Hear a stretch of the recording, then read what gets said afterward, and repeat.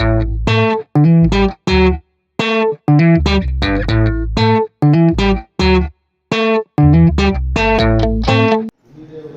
Everyone, ఈరోజు ఒక interesting flower గురించి మీతో షేర్ చేసుకుంటున్నాను. అండ్ మీకు ఇది ఆల్రెడీ తెలిస్తే ఫైన్, తెలియని వాళ్ళు ఈ వీడియో చివరి దాకా చూసేయండి. ఆ ఫ్లవర్ ఏంటంటే శివలింగ పుష్పం. చూడ్డానికి ఇది పాము పడగ కింద ఉన్న శివలింగ ఆకారంలో ఉంటుంది. అందుకే దీన్ని శివలింగ పుష్పం అండ్ నాగలింగ పుష్పం అని కూడా అంటారు. సో ఈ పుష్పం అంటే శివునికి చాలా ఇష్టం అంట. అండ్ ఎస్పెషల్లీ ఈ ఫ్లవర్తో పూజ చేస్తే చాలా మంచి జరుగుతుందని విన్నాను. కానీ మనం కొంచెం ప్రాక్టికల్గా మాట్లాడుకుందాం. సో ఈ ఫ్లవర్ వల్ల చాలా యూజెస్ అండ్ బెనిఫిట్స్ ఉన్నాయి మన రియల్ లైఫ్లో.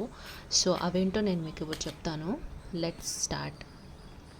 పాము కానీ ఏదైనా కుక్క కానీ తేలు కానీ ఇలాంటివి ఏదైనా కరిచినప్పుడు ఈ చెట్టు ఆకులు కానీ, ఈ చెట్టు బెరడు కానీ, ఈ చెట్టు కాండం కానీ, ఈ ఫ్లవర్ యొక్క పెటల్స్ కానీ నలిపి ఎక్కడైతే దెబ్బ తగులుతుందో ఆ ప్లేస్లో కనుక రాసినట్లయితే ఈ దెబ్బ చాలా తొందరగా నయమవుతుంది. ఇంకొకటి, ఒకవేళ దీన్ని మనం ఒక కషాయంలా తాగాలనుకుంటే 100 ml ఆఫ్ వాటర్లో 10 ఈ ఆకులు వేసుకొని అండ్ కొంచెం పటిక బెల్లం వేసుకొని మనం కషాయంలా తాగితే మనకి స్కిన్ రిలేటెడ్ ఇష్యూస్, ఏమైనా అలర్జీస్ కానీ, ఏదైనా రెడ్నెస్ కానీ, దురద, what ever skin related issues మొత్తం చాలా తొందరగా హీల్ అవుతాయి.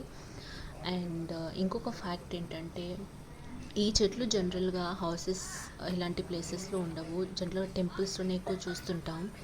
ఎందుకంటే ఈ ఫ్లవర్స్ చాలా మంచి స్మెల్ ప్రొడ్యూస్ చేస్తాయి. దీనివల్ల ఏంటంటే ఏదైనా పాములు కానీ, ఇన్సెక్ట్స్ కానీ ఇలాంటివి వచ్చే ప్రమాదం ఉంది. అందుకని వీటిని టెంపుల్స్లో ఎక్కువ పెంచుతారు.